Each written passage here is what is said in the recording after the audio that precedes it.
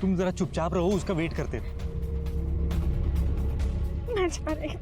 रंजना, ये रंजना क्या कर रही हो रंजना? मेरा सर आप समझ नहीं रहे, मेरा बच्चा उनके पास है, उन्होंने हमें बहुत धोखा दिया है सर।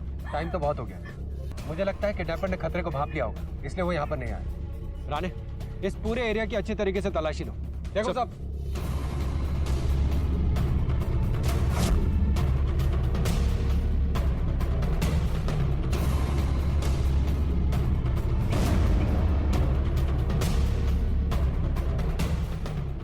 सर बच्चा यहाँ है। सर बच्चा मर चुका है।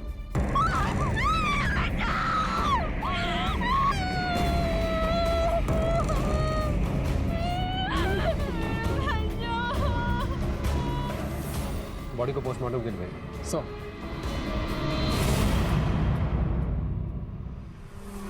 क्योंकि जितनी बुरी तरीके से नीलेश को मारा गया है, उसे देख के तो हमें यही लगता है किसी ने भारी दुश्मनी का बदला लेने के लिए सब किया है। क्या? नीलेश शर्मिल को मार दिया?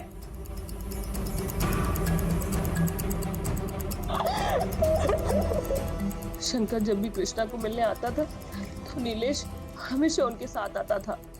कृष्णा नीलेश के बहुत करीब था, दोनों साथ बातें करते थे, घूमते थे।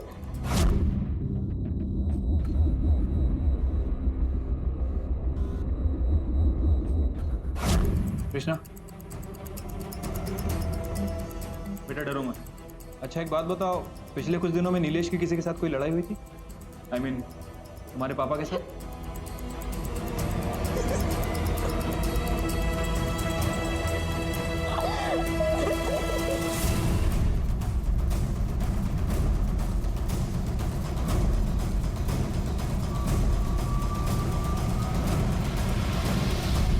सर नीलेश की पोस्टमार्टम रिपोर्ट के हिसाब से वो काफी शराब पीता था और जिस वक्त उसकी हत्या है उसने काफी पी रखी थी। सर शायद यही वजह हो सकती है कि हत्यारे ने आसानी से नीलेश के ऊपर काबू पा लिया। सर पोस्टमार्टम रिपोर्ट के हिसाब से हत्या का समय रात में 11 बजे के आसपास का है। शिंदे, अगर नीलेश के कॉल रिकॉर्ड्स को अच्छी तरह से देखें तो शंकर की पहली पत्नी अनीता के काफी सारे कॉल्स दिखते हैं। हाँ सर, और उन्होंने बताया था कि वो नीलेश के काफी करीब थी और उसका बेटा कृष्णा भी। कृष्णा नीलेश के बहुत करीब था, दोनों साथ बातें करते थे, घूमते थे। सर यही वजह हो सकती है कि कृष्णा काफी घबराया हुआ है। अगर इन दोनों की बातचीत होती थी तो संभव है कि उनके संबंध भी अच्छे हों। और यही बात कृष्णा को अच्छी नहीं लगती होगी। कृष्णा के कॉल रिकॉर्ड्स निकालो, उस पर कड़ी नजर रखो। पर सर आपको क्या लगता है कि कृष्णा में इतनी ताकत है कि वो नीलेश के सर पे कील ठोक सकती है? बिल्कुल, क्योंकि नशे की हालत में किसी को भी मारना और कील ठोकना बहुत आसान है।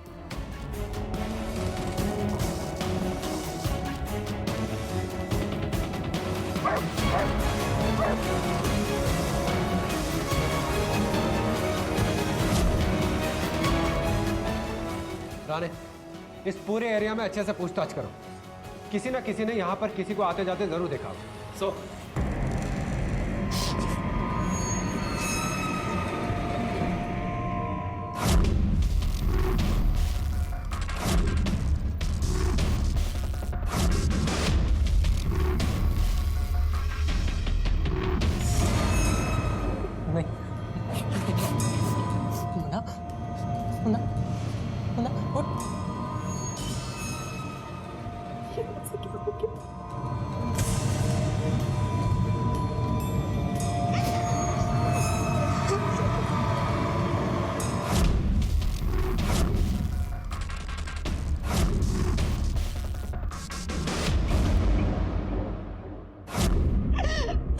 क्या हुआ कृष्णा?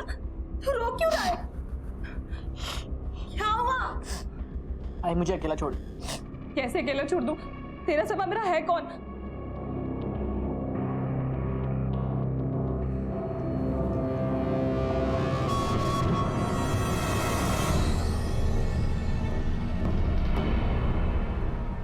फराक उसने हमारे बच्चे को क्यों मार डाला? हम तो सारे पैसे भी लाए थे उसे देने के लिए, क्यों मार डाला मेरे बच्चे को?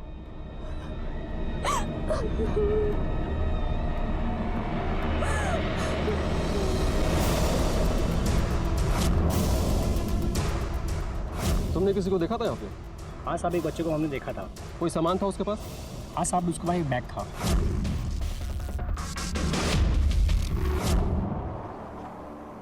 सर, कृष्णा के फोन रिकॉर्ड्स आ गए हैं। सर, रिकॉर्ड के हिसाब से एक नई बात पता चली है।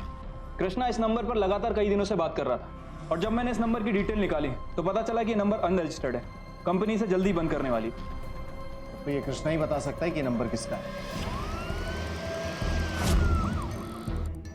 ये किसका नंबर है? क्या आपकी इस नंबर पे बात होती थी? नहीं, मैं तो जानती भी नहीं कि ये नंबर किसका है। सच बोलिए, वरना सच बाहर लाने में हमें ज्यादा वक्त नहीं लगता। मैं सच बोल रही हूँ, मुझे नहीं पता ये नंबर किसका है। और आप पता लगा लीजिए, ये नंबर किसी गलत आदमी का नहीं हो सकता, वरना कृष्णा इस नंबर पे कभी बात नहीं करता। चाहे जो हो, इसे सच तो बताना ही पड़ेगा।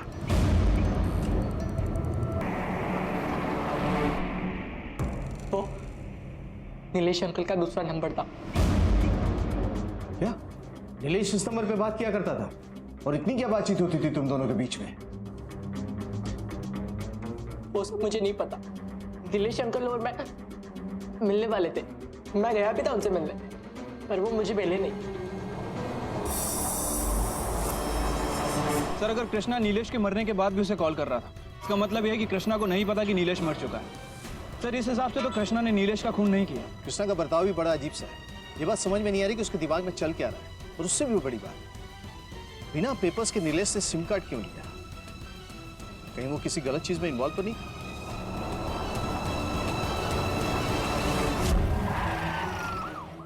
नीलेश इस दूसरे नंबर का इस्तेमाल क्यों करता था? सर, इस बारे में मुझे तो कुछ पता नहीं। साहब, हमें किसी को इस बारे में पता नहीं, लेकिन इतना जरूर कह सकती हूँ कि मेरा बेटा कोई गलत काम नहीं कर सकता। वो तो शंकर के साथ छोटा मोटा बिजनेस कर रहा था। सर, मुझे नीलेश के दूसरे नंबर के बारे में नहीं पता। सर, मुझे नहीं लगता कि नीलेश किसी भी इलीगल काम में इन्वॉल्व हो। ऐसा लगता है कि इस फैमिली में नीलेश के बारे में किसी को भी अच्छी तरह से नहीं मालूम। ये तो क्लियर है कि वो कुछ ना कुछ प्लान कर रहा था।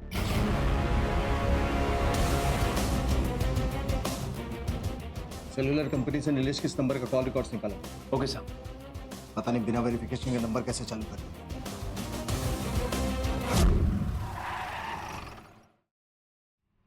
सर, ये रहे नीलेश के call records. Sir, call records के हिसाब से नीलेश कृष्णा के साथ साथ शंकर की दोनों एक्स वाइफ के टच में भी था। एक मिनट चिंता, बड़ी अजीब बात है। नीलेश शंकर के एक्स वाइफ के टच में क्यों था? और उनसे बात करने के लिए उसे सीक्रेट नंबर की जरूरत क्यों पड़ी? सर, इस सवाल का जवाब तो शंकर ही दे सकता है। जी सर, मैंने ही नीलेश को अपने तीनों एक्स वाइफ से मिलवाया था उस वक्त जब हम काम के सिलसिले में बाहर आते जाते थे। और तुम उन सब के टच में अभी तक क्यों? मेरे बेटे कृष्णा की वजह से मैं अपनी पहली बीवी अनीता के टच में हूँ, और मेरी दूसरी बीवी नीतू को तो आप जानते ही हो, मैं उसी के साथ रहता हूँ। और मेरी तीसरी बीवी मेरे काम में हेल्प करती थी, इसीलिए उसके टच में था, पर वो अब बहुत दूर सेटल हो चुकी है। और मेरी लास्ट वाइफ पूजा, जो मुझसे इमोशनली अटैच है, एक बार काम के सिलसिले में मैंने नीलेश को पूजा से मिलवाया था, लेकिन मुझे ये नहीं पता था कि वो उनसे लगातार टच में था। हाँ, मैं अनीता का मान सकता हूँ क्योंकि कृष्णा उससे काफ़ी करीब था, लेकिन दूसरे नंबर से कृष्णा का फोन। तुम झूठ बोलने की कोशिश तो नहीं कर रहे हो? झूठ बोल के मुझे क्या मिलेगा सर? जरूरत पड़ी तो दोबारा बुलाऊंगा। बिल्कुल सर। सर, या तो ये शंकर सच बोल रहा है या फिर जरूरत से ज्यादा होशियार है। उसकी तीसरी वाइफ के बारे में पता करो, और उसकी चौथी वाइफ जो अभी भी शहर में, उससे बातचीत करो। Right sir. शंकर की जिंदगी में जो कुछ भी चल रहा था उसकी वजह से उसकी जिंदगी काफी उलझी हुई थी, और काफी हद तक नीलेश की जिंदगी शंकर की जिंदगी से जुड़ी हुई थी। दोनों एक साथ काम करते थे और एक दूसरे के काफी करीब थे। नीलेश नीतू का भाई था जो शंकर की दूसरी पत्नी थी, और नीलेश शंकर की सभी पत्नियों के टच में था। क्यों? क्या शंकर की 4 शादियों का नीलेश की हत्या से कोई संबंध था? नीलेश का खून हो चुका है और उसकी और तुम्हारी इस नंबर पर लगातार बात होती थी। इस नंबर के बारे में किसी को नहीं पता। क्या बात करते तुम लोग? सर, जब से शंकर ने मुझे उससे मिलवाया है, वो मुझे रोज़ अपने नंबर से फ़ोन किया करता था। उसके बाद जब मेरी इंगेजमेंट हो गई तो मैंने उसका फ़ोन उठाना बंद कर दिया। फिर वो मुझे एक नए नंबर से कॉल करता था। मैंने उससे कहा कि अब मैं उससे बात नहीं कर सकती, मेरे मंगेतर को ये सब पता चला तो अच्छा नहीं होगा। मुझे नहीं पता उसका खून किसने किया और कैसे हुआ, लेकिन अब मेरी नई ज़िंदगी शुरू होने वाली है। आप प्लीज़ मुझे इन सब चीज़ों में इन्वॉल्व मत करिए। देखिए फिलहाल तो हम नीलेश के केस की इन्वेस्टिगेशन कर रहे हैं, हमें आपके मंगेतर से भी बात करनी है। नहीं सर, मैं तो नीलेश को जानता भी नहीं था। अगर मुझे पहले मालूम होता कि नीलेश पूजा को परेशान कर रहा है तो मैं खुद ही पुलिस में कंप्लेंट कर देता। उसे मार के कानून को हाथ में लेने की कोई जरूरत नहीं थी मुझे। क्या शंकर की उलझनों का सामना नीलेश को करना पड़ा? क्या नीलेश की मौत शंकर की वजह से हुई? इस केस में अब भी ऐसी कई चीजें थी जो पुलिस के सामने आनी बाकी थी। दूसरी तरफ रंजना और पराग के बच्चे की किडनैपिंग और हत्या के मामले में पुलिस के हाथ एक बड़ी कामयाबी लगी। सर किडनैपिंग वाली जगह से मैंने कुछ सबूत इकट्ठा करने की कोशिश की, आसपास के लोगों से पूछताछ भी की, तो उन्होंने बताया जितने लोग किडनैपर को पकड़ने गए थे वहाँ एक बच्चा भी मौजूद था। ये रहा सर उसका स्केच। आप लोग इस लड़के को जानते हैं? नहीं सर। सर हम इसे नहीं जानते। ठीक है, हमें कुछ भी पता चला तो हम आपको इन्फॉर्म करेंगे। राणे सर इसका मतलब हमारा शक सही था राणा। अगर किडनैपिंग में इसी लड़के का हाथ है तो ये जरूर इसकी पहली किडनैपिंग रही होगी, वरना ये इन लोगों से सिर्फ 5 लाख रुपए की डिमांड नहीं करता। इस स्केच को हर जगह सर्कुलेट करो, सबसे पूछताछ करो और अपने खबरियों को अलर्ट कर दो। इस लड़के को जल्द से जल्द पकड़ के इससे पूछताछ करना हमारे लिए बहुत जरूरी हो गया है। सर आखिर नीलेश की हत्या के पीछे किसका हाथ हो सकता है? कौन उसे इतनी बेरहमी से मार सकता है? सर नीलेश की अपनी बीवी मीरा के साथ कुछ खास बनती नहीं थी। मीरा की माने तो नीलेश और मीरा के बीच बहुत सारी लड़ाइयाँ भी होती थी। मुझे मत सिखा, मुझे क्या करना क्या नहीं समझ। सर कहीं ऐसा तो नहीं कि मीरा ने नीलेश को मरवाया? ऐसा भी हो सकता है कि नीलेश के चाचा गणेश ने उसे मरवाया, क्योंकि उस दिन उसका बिहेवियर बहुत अजीब था। सर इस केस में शंकर से लेकर अनीता, पूजा से लेकर पूजा का मंगेतर राकेश, ये सभी सस्पेक्ट हैं। इन सब के पास ऐसी ना ऐसी कोई ठोस वजह जरूर होगी जिसकी वजह से उसने नीलेश को इतनी बुरी तरह से मारा। शिंदे, एक और मेजर चीज हमने मिस की। ट्रायंगुलेशन रिकॉर्ड के हिसाब से उसकी हत्या इस एरिया में हुई, जबकि उसका मोबाइल का लोकेशन ये दिखा रहा है। क्या नीतू और शंकर रहते हैं? तो क्या वो इस एरिया में आया था? और अगर आया था तो नीतू और शंकर से मिला?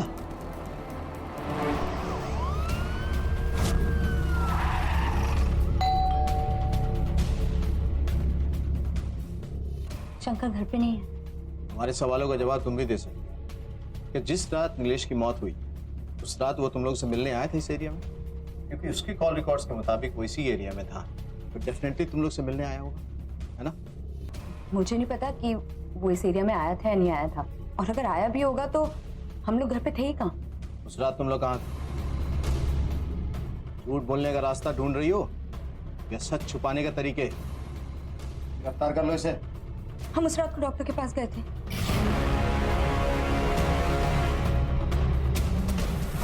क्या नीतू आपके पास चेकअप के लिए आई थी?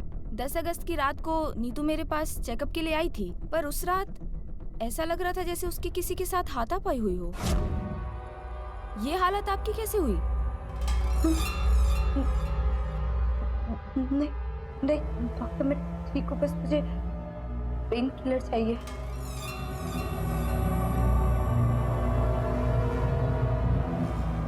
पर वो बिना दवाई लिए ही चली गई।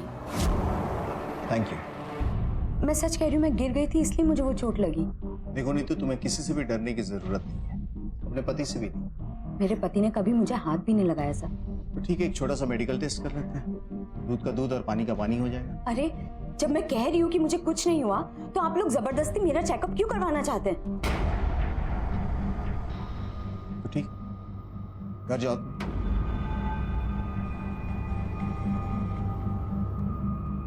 शिंदे, आई एम 100% श्योर अपने पति को बचाने की कोशिश कर रही है। इसके मेडिकल टेस्ट की परमिशन निकाल। हो सकता है ये घरेलू हिंसा का शिकार हुई हो जिसका पता नीलेश को चल गया, और इसी वजह से शंकर और नीलेश में झड़प हुई, जिसके बाद शंकर ने नीलेश को मार दिया। इस केस में पुलिस के हाथ अब तक कोई ठोस सुराग नहीं लगा था। पुलिस की थ्योरी अब इस केस के हर एंगल पर काम कर रही थी। क्या नीलेश की मौत जैसी दिखाई दे रही थी वैसी ही थी? क्या हत्यारे ने नीलेश की हत्या को जानबूझकर इस तरह से अंजाम दिया था कि पुलिस को यह दुश्मनी या बदले में की गई हत्या लगे? सर, सोनेगांव पुलिस थाने से ये स्केच आया है। उन्हें इस लड़के की तलाश है। मामला किसी छोटे बच्चे की किडनैपिंग और मर्डर का है। फौरन सोनेगांव पुलिस स्टेशन को कांटेक्ट करो। जी सर।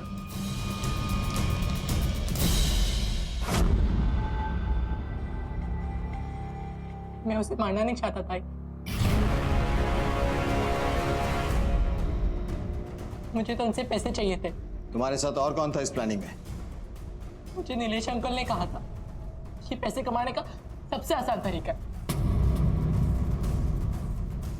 क्योंकि मुझे पैसों की जरूरत थी। मेरी डैड के बहुत सारे औरतों के साथ अफेयर थे। मुझसे ज्यादा वो अवनी से प्यार करते थे। मेरी बेटी अवनी और शंकर, मेरे सारे विशेष, सारे डिमांड्स अधूरे रह जाते थे। फिर एक दिन नीलेश अंकल ने मुझे पैसे कमाने का प्लान बताया। उन्होंने एक छोटे बच्चे को किडनैप करने का प्लान बनाया। वो उन्हीं के क्लाइंट का बच्चा था, इसलिए उनके पास पूरी जानकारी थी। उन्होंने मुझे उनका फोन नंबर दिया और मुझसे कहा कि मुझ पे कोई शक नहीं करेगा। ये सोचा था कि कम मांगेंगे और रेगुलर करेंगे। हम ये सब साथ में करने वाले थे, लेकिन नीलेश अंकल आई नहीं। फोन उठा। हाँ, मैंने उसे नहीं मारा। पता नहीं वो बच्चा कैसे मर गया। ये सब उस शंकर का किया धरा है। उसी ने ये सब किया है। मेरे बेटे ने कुछ नहीं किया। 4 शादियां, अलग अलग औरतों से संबंध, तेरी इन्हीं हरकतों ने तेरे बेटे को अपराधी बना दिया। क्या हुआ? चेहरे की हवाइयां क्यों उड़ गई? अब जिंदगी का मजा नहीं आ रहा तुझे? सच बता, तुझे पता था ना इस प्लान के बारे में कि नीलेश तेरे बेटे के साथ मिलकर ये सब करने वाला है? यही कारण है कि तूने नीलेश को मारा, कि वो तेरे बेटे की जिंदगी खराब करना चाहता था। बेहतर इसी में है कि सब कुछ सच सच बता। बोल। मैं सच बता रहा हूँ सर आपको। अगर मुझे जरा भी अंदाजा होता कि मेरा बेटा इन सब चीजों में पड़ने वाला, तो मैं उसे कभी ये सब करने नहीं देता सर।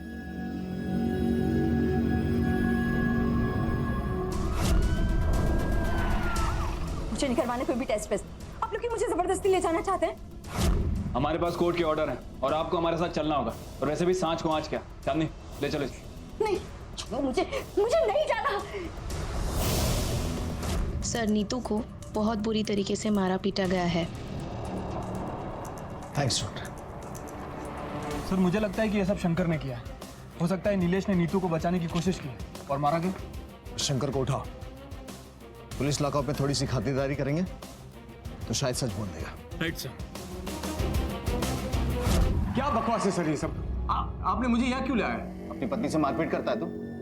मैं ऐसा कभी सोच भी नहीं सकता सर। मेरी बीवी है वो। वो तेरी बीवी है? तो बाकी की 3 कौन थी? वो सब समय का जोश था। अब शादी की मैंने चाह रहा। समय का जोश था? सर, मैं हमेशा के लिए नीतू के पास लौट कर आया हूँ सर।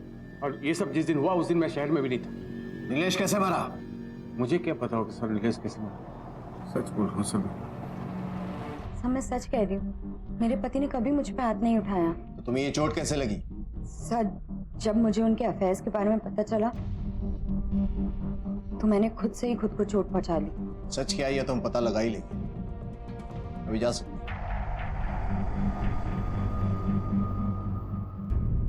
सुनदे, देखा जाए तो इनमें से किसी का भी ट्रायंगुलेशन रिकॉर्ड इनके खिलाफ नहीं है। मौका वारदात पे भी किसी का फोन एक्टिव नहीं है। और हो सकता है खूनी इतना शातिर हो कि अपना फोन भी कैरी नहीं किया।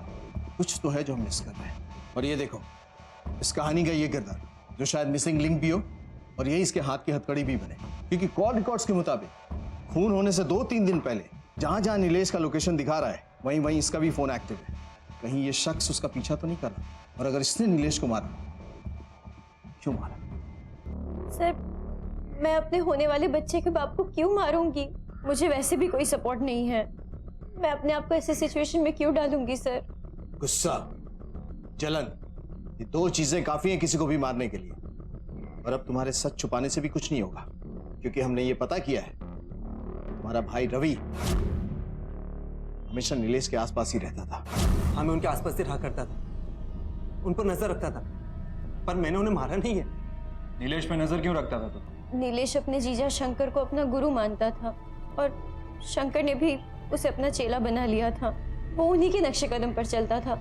शंकर के कई सारे अफेयर्स थे और जब मैंने नीलेश को ये सब करने से मना किया तो उसने मुझे बहुत मारा।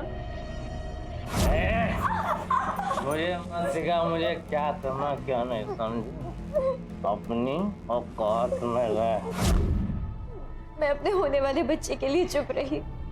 फिर मैंने अपने भाई से कहा कि वो नीलेश पर नजर रखे और ये भी पता करे कि वो कौन सी औरत है जिसके साथ उसका अफेयर चल रहा है। और मैंने नीतू से भी कहा कि वो अपने भाई नीलेश को समझाए। नीलेश का किसी के साथ कोई चक्कर? हाँ सर, मैंने शंकर की चौथी बीवी पूजा के साथ उसे देखा था। नीलेश का चरित्र परत दर परत पुलिस के सामने खुलता ही जा रहा था। पुलिस के हाथ जो जानकारी लगी थी उसकी वजह से मीरा और उसके भाई के साथ पूजा और उसका मंगेतर भी पुलिस की रडार पर थे। पुलिस इस केस के हर एंगल को एक नए तरीके से देख रही थी और जल्द ही उनके हाथ इस केस की वो कड़ी लगी जिसकी उन्हें तलाश थी।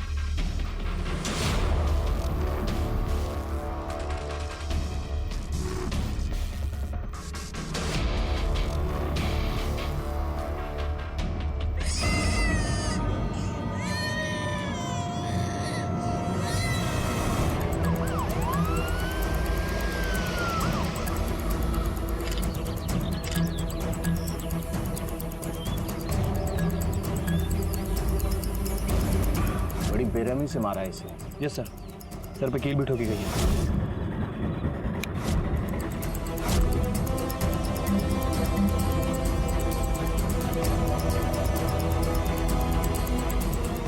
नीलेश गायकवाड़ पोस्टमार्टम के लिए भेज दो सर। Okay sir.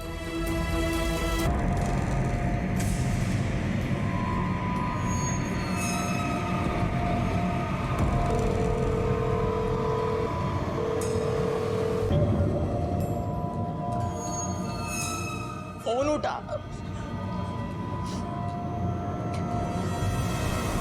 नमस्कार, आदाब। क्राइम पेट्रोल डायल 100 में आप सबका स्वागत है। महाराष्ट्र के नागपुर में एक दिन एक दिल दहला देने वाली घटना सामने आई, जहां किसी की बेरहमी से हत्या की गई थी।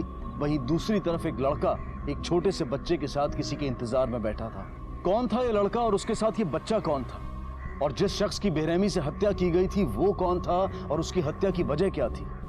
क्या इस शख्स का और उस लड़के का आपस में कोई कनेक्शन था? क्या? नहीं नहीं नहीं, मेरा नीलेश नहीं मर सकता। देखिए, मुझे मालूम है ये सही वक्त नहीं है बात करने का, लेकिन आप लोग से अकेले में बातचीत करें। साहेब, माझा पोरगा खूप चांगला होता। उसका ना ही कभी किसी से झगड़ा, ना ही कोई दुश्मनी थी। कह के गया था कि मैं काम पर जा रहा हूँ, वापस ही नहीं आया। कितने खुश थे हम दोनों। हम अपने बच्चे को इस दुनिया में लाने की तैयारी कर रहे थे। पर अच्छा, आपको किसी पर शक है? किस पर शक करूं सर? मैं तो ये सोच भी नहीं सकती कि कोई मेरे पति जैसे भोले इंसान के साथ भी कोई। हमारे लिए तो विश्वास करना ही नामुमकिन है कि ऐसी कोई घटना घट चुकी है। पता नहीं अब रूपा दीदी पूरे घर को अकेले कैसे संभालेगी। हो सकता है उसका कोई कस्टमर हो जो उससे नाराज हो किसी वजह से। कस्टमर? ये नीलेश करता क्या था? नीलेश का ट्रैवल बिजनेस है अपने जीजा जी के साथ। हो सकता है बिजनेस को लेकर कुछ आपस में हुआ, पर हमें नहीं पता। ठीक है, जरूरत पड़ने पे पुलिस स्टेशन बुलाएंगे। शिंदे,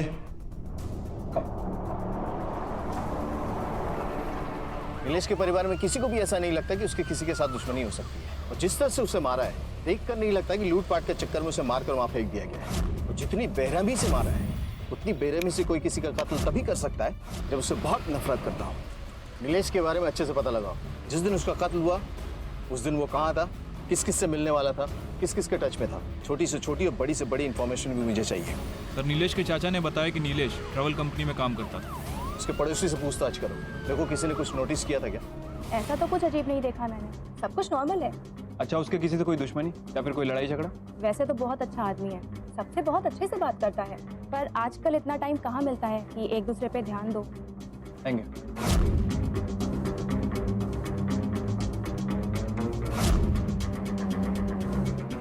कुछ दिन पहले नीलेश का अपने अंकल के साथ झगड़ा हुआ था। इस बात को लेकर झगड़ा हुआ था ये मैं श्योर नहीं हूँ। कितनी बार समझाया तुझे, तू समझता क्यों नहीं है? आखिर कब सुधरेगा तू? क्या क्या? मेरी बीवी, मेरा घर, मेरी मर्जी। देख, मेरे सामने पैदा हुआ है तू, और मुझसे ज्यादा उड़ने की कोशिश मत करना, समझा? और ऐसा किया ना तो क्या? इस मामले से दूर रहिए, दखलंदाजी की जरूरत नहीं है। इस बार प्यार से समझा रहा हूँ तुझे नीलेश, और अगली बार ऐसा किया ना तो मेरे पास दूसरे स्टाइल भी है, समझा? सर, मैं तो बस इतना ही चाहता था कि वो बहू का ख्याल रखे। पेट से है वो सर, इस घर को वारिस देने वाली, लेकिन पता नहीं क्यों सर नीलेश को अपने ही बच्चे की कद्र तक नहीं। लेकिन आपको ऐसा क्यों लगा? तो सर एक दिन नीलेश बहू की जान लेने की कोशिश कर रहा था। मुझे मत सिखा मुझे क्या करना क्या नहीं, समझ? अपनी औकात में रह, नहीं तो तुझे तेरी औकात कैसे दिखाएंगे ना, मुझे सब मजा करेगी, चोर मचाएगी।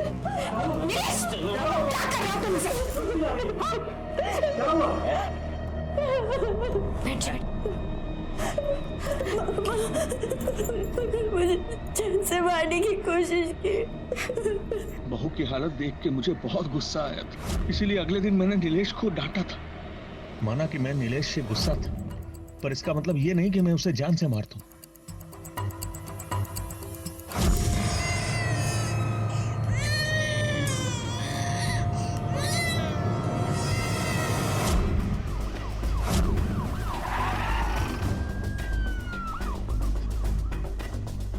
झगड़ा किस मियाँ बीवी में नहीं होता सर, हमारे बीच में भी कभी कभार होते थे, लेकिन उसका ये मतलब नहीं कि वो बुरे थे या मुझे नुकसान पहुंचाना चाहते थे, बल्कि तो मुझसे बहुत प्यार करते थे।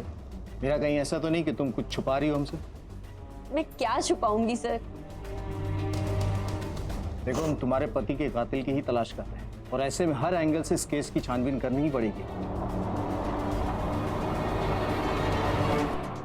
मीरा के चेहरे पे साफ लिखा हुआ था कि वो झूठ बोल रही है और कुछ छुपाने की कोशिश कर रही है, पर ऐसा क्यों कर रही है ये बात समझ में नहीं आई। नीलेश की कहानी काफी उलझी हुई लग रही है। एक काम करो, इसके कॉल रिकॉर्ड्स निकलवाओ। 5 लाख, पूरे 5 लाख फटाफट लेकर आ जाओ। और सुनो, पुलिस को बुलाने की गलती बिल्कुल मत करना।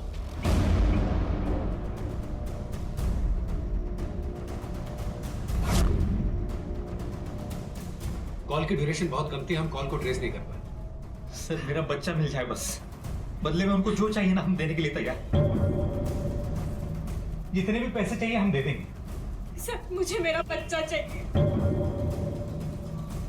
सारी गलती मेरी है, मैं इतनी लापरवाह कैसे हो सकती हूँ परा?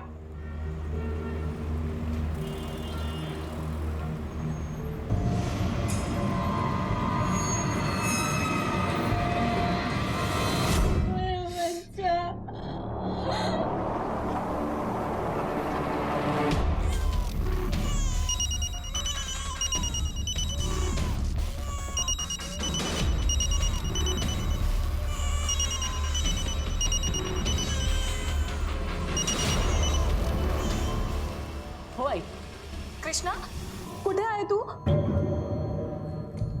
आई मैं दोस्त के घर हूँ, एग्जाम की तैयारी कर रहा हूँ, थोड़ी देर में आता हूँ। चल बैठ। सुन ना कृष्णा। नहीं सर, हम लोग मीरा के साथ टच में नहीं है। उसने हमारी मर्जी के खिलाफ शादी की थी, इसलिए हमने उससे सारे रिश्ते तोड़ दिए। आप लोग आखिरी बार उससे कब मिले थे? अरसा हो गया सर। अब तो उसका चेहरा भी जहन में धुंधला धुंधला सा याद है।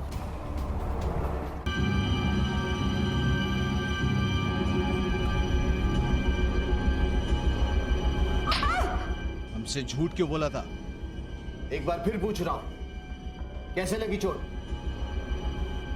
मेरे पति ने किया है। हमने नीलेश और तुम्हारे हस्बैंड शंकर दोनों के मोबाइल लोकेशन रिकॉर्ड्स निकलवाए हैं। जिस दिन तुम डॉक्टर के पास गई थी उस दिन तुम्हारा हस्बैंड शहर में नहीं था, 20 किलोमीटर दूर था। तुम जब डॉक्टर के पास से वापस आई तब वो आया।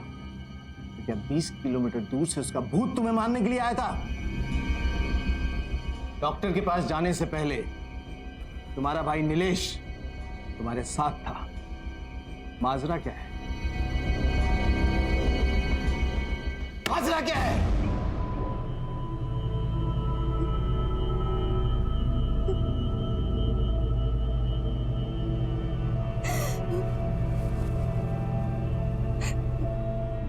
उस दिन शंकर बाहर गया हुआ था, तब नीलेश मेरे घर आया।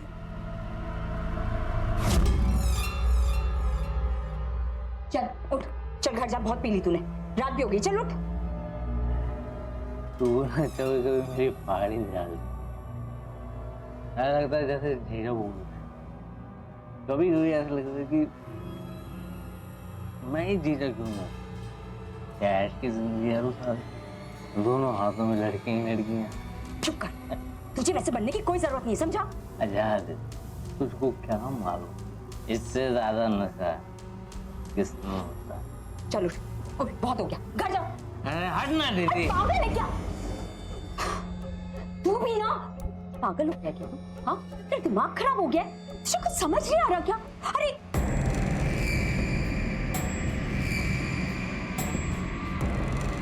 नीलेश, और ये सब हम मर्दों के खून में होता है। ये देख, अगर ये तू सेम ब्रांड की विस्की रोज पिएगा तो बोर नहीं हो जाएगा क्या? तो कभी विस्की पी, कभी रम पी, कभी बियर पी ले, और मौका मिले तो कॉकटेल मार लिया कर। ये ले जिंदगी के मजे ले बेटा। हाँ,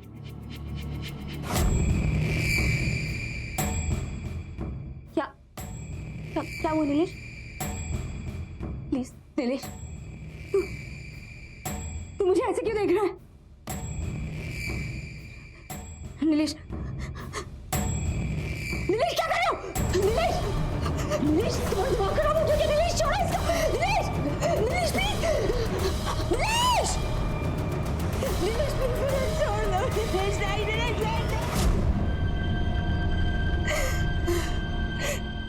और जब शंकर घर आए तो नीतू, नीतू, नीतू, नीतू, क्या हुआ? क्या हुआ तुम्हें?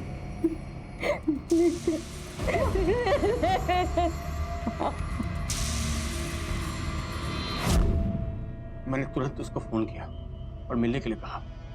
मैंने उसको फोन पर बोला कि उसने जो भी किया सही किया है, और मुझे गर्व है कि आज एक चेला गुरु से आगे निकल गया है।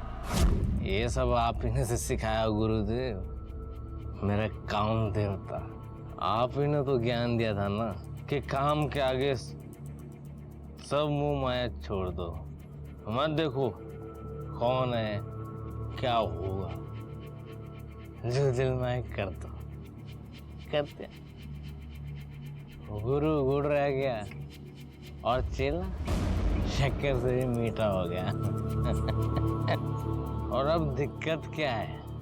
अब हम कॉकटेल बनाएंगे, आप, मैं और मेरी प्यारी बहन। कॉकटेल जी रही, कॉकटेल। नीतू, हाँ जी रही,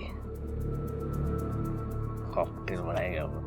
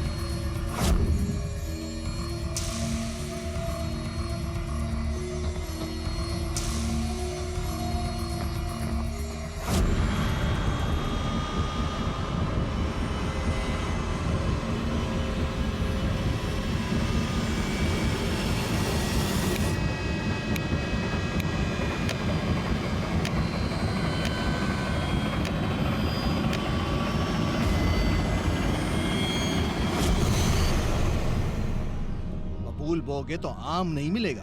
तुम्हारी थ्योरी थर्ड क्लास दुनिया की थर्ड क्लास बातें हैं, तुमने सिखाई थी ना उसे। और क्या किया उससे? सबसे पहला एक्सपेरिमेंट तुम्हारे ऊपर किया, अपनी बहन के ऊपर। मैं सोच भी नहीं सकता था कि इस हद तक गिर जाएगा वो। अंधेरे में रास्ते की दूरियां नहीं नाप सकते शंकर। अगर किसी ने इसका रेप किया ना, तुम भी उसके बराबर के जिम्मेदार।